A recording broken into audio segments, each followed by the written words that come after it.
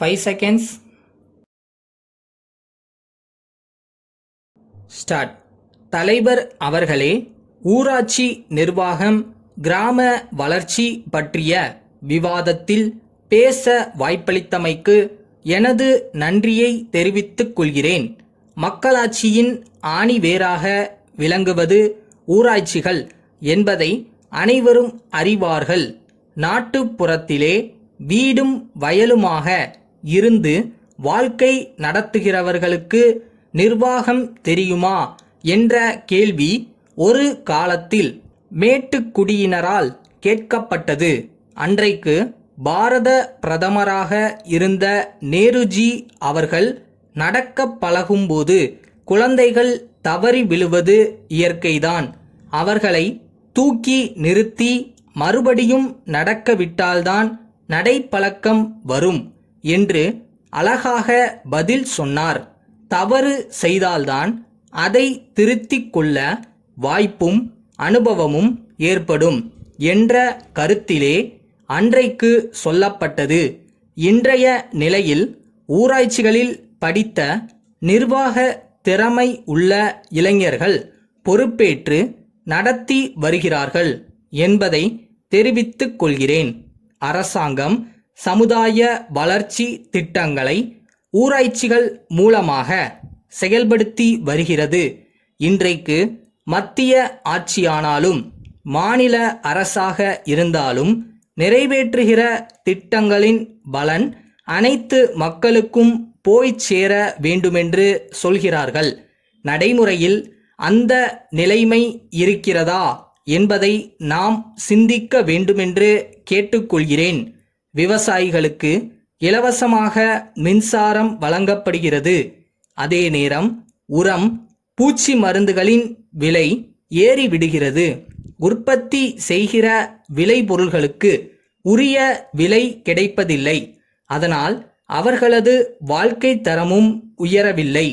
ஆனால் நகரங்களில் வாழ்கிறவர்கள் அரசாங்கத்திடம் அல்லது வங்கிகளில் நிதி உதவி பெற்று சிறு தொழில்கள் ஆரம்பிக்கிறார்கள்.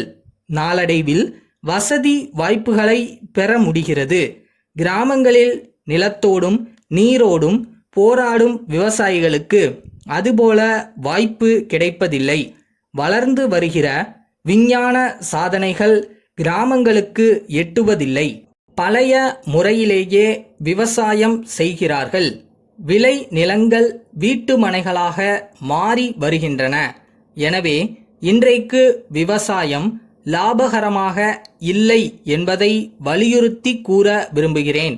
திட்ட செலவுகள் நகர்ப்புறங்களுக்கே சென்று விடுவதால் அதை மாற்ற வேண்டுமானால் கிராம பஞ்சாயத்துகளுக்கு அதிகாரம் அளிக்கப்பட வேண்டும்.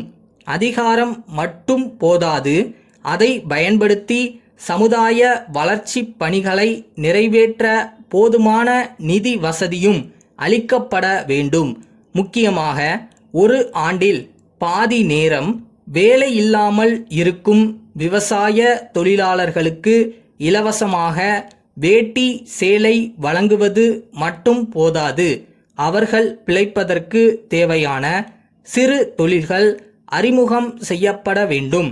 குடும்ப நலம், சிறு சேமிப்பு போன்ற திட்டங்களுக்கு பிரச்சாரம் செய்வது போல சிறு தொழில்களை பற்றிய விவரங்கள் கிராம மக்களுக்கு தெரியும் வகையில் ஒவ்வொரு ஊரிலும் விளம்பரப்படுத்த வேண்டும். திரைப்படம், நாடகம் மூலமாக சிறு தொழில் இயக்கமே நடைபெற வேண்டுமென்ற என் கருத்தை சொல்லி ஊராட்சிகளுக்கு அதிக அதிகாரம் வழங்குவதை வரவேற்று அமைகிறேன். வணக்கம். சென்னையில் உள்ள பொது நூலக இயக்குனருக்கு திருமங்கலம் தெற்கு வீதியில் உள்ள திருமாறன் 6/3/90 எழுதிய கடிதம். ஐயா, நான் ஒரு நூலாசிரியன். ஔவை அமுதம் என்ற நூலை எழுதி வெளியிட்டுள்ளேன். குழந்தை இலக்கிய வரிசையில் இடம்பெறக்கூடியது இது. உலக பேரறிஞர் ஔவை பிராட்டியார் நமக்கு அளித்துள்ள ஆத்திச்சூடி என்ற அரிய நீதி நூலுக்கு விளக்கமாக அமைந்துள்ளது. தமிழ் எழுத்துக்களை பிள்ளைகள் பயிலும்போது நீதி கருத்து நெஞ்சில் பதியும் வகையில் எழுதப்பட்டுள்ளதை தாங்களும் அறிவீர்கள். ஒழுக்கமுள்ள எதிர்கால தலைமுறை உருவாக வேண்டுமானால் இது போன்ற நீதி நூல்களை குழந்தைகள் படிக்க வேண்டும். பள்ளி கல்வி இயக்குனருக்கும் இது பற்றி எழுதியிருக்கிறேன். இந்நூலை புத்தக தேர்வு குழுவிற்கு தாங்கள் அனுப்ப வேண்டும். நூலகங்களில் இப்புத்தகம் இடம்பெற்றால் மிக பயனுள்ளதாக இருக்குமென்று நம்புகிறேன். எனவே நூல் ஆசிரியனே வெளியிட்டிருக்கும் இந்நூலை அதிக அளவில் பெற்று எல்லா மாவட்ட நூலகங்களுக்கும் வழங்க ஏற்பாடு செய்ய வேண்டுமென்று கேட்டுக்கொள்கிறேன். கழிவுத் தொகை தங்கள் நூலக விதிகளின்படி கணக்கிடலாம். தங்கள் ஆதரவான பதிலை எதிர்பார்க்கிறேன். வணக்கம். தங்கள் உண்மையுள்ள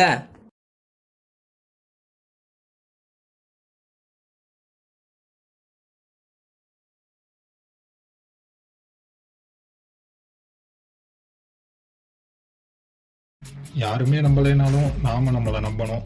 அட் த சேம் டைம் சின்சியராக நமக்கான வேலையும் பார்க்கணும். ஒரு நாள் கண்டிப்பாக நடக்கும்.